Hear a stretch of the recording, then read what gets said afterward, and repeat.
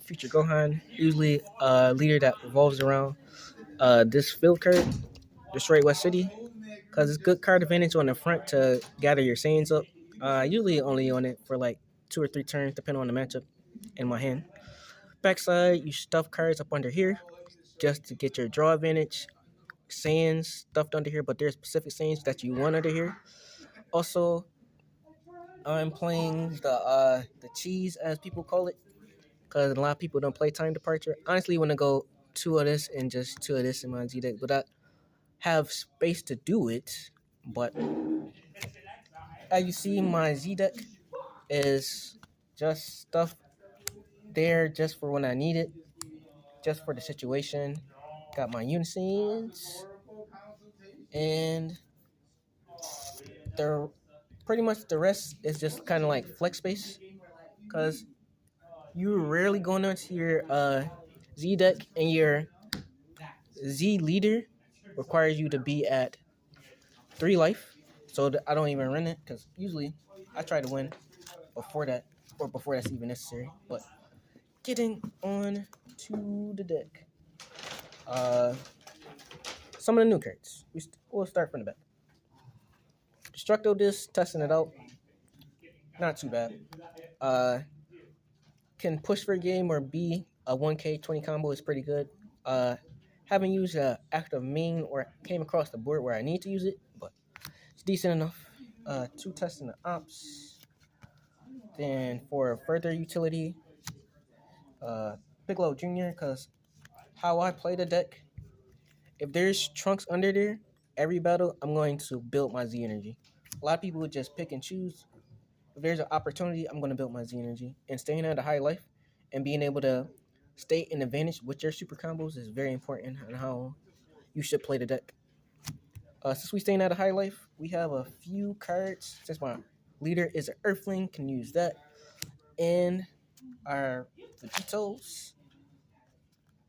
Going into some other utility. This is our overwhelmer choice. Usually I'm running man on a mission, but he helps me keep hand parity, because he replaces himself when you play him, because he draw a card and pressure. Then on turn 3 or 4, after turn 4 I might play him both, but turn 3 I'm choosing one or the other. Really decent, good pressure, and red swings efficiently going wide. But I have options besides going wide, or with going wide, just to go into like a double strike play. He is one energy very easy and very often, because you build up Z energy and also your Z extra card. Also, like, if you ever do this and got a energy open, that makes him lime. But the only thing is, he's unique, so you can't spam him. Continuing on, with our Trunks lineup, 4 Trunks. This is my secret rare choice because we're doing the time departure combo.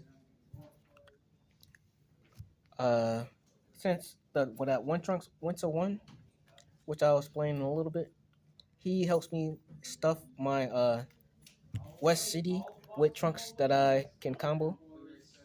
But I'll explain that when we get there.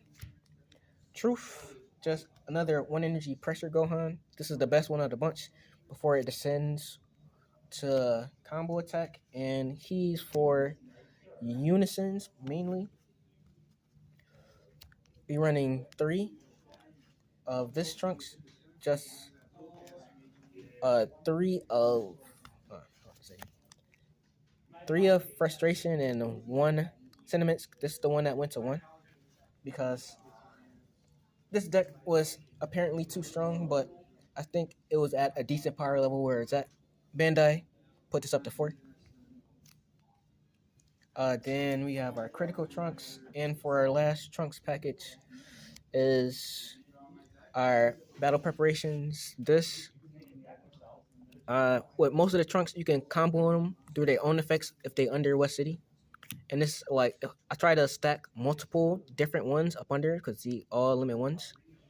just so I can build my Z energy accordingly, just for my later plays in conjunction with my leader, which allows me to reduce the cost of the secondary effects of my future Trunks and Gohans.